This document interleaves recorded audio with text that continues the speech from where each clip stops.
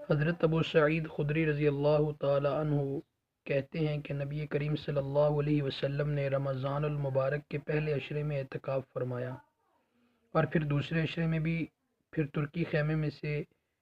جس میں اعتکاف فرما رہے تھے باہر سر نکال کر ارشاد فرمایا کہ میں نے پہلے عشرے کا اعتکاف شب قدر کی تلاش اور اہتمام کی وجہ سے کیا تھا، پھر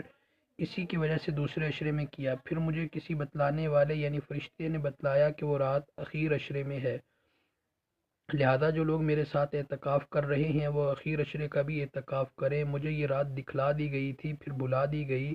اس کی علامت یہ ہے کہ میں نے اپنے آپ کو اس رات کے بعد کی صبح میں کیچڑ میں سجدہ کرتے دیکھا، لہذا اب اس کو اخیر عشرہ کی طاق راتوں میں تلاش کرو۔ راوی کہتے ہیں کہ اس رات میں بارش ہوئی اور مسجد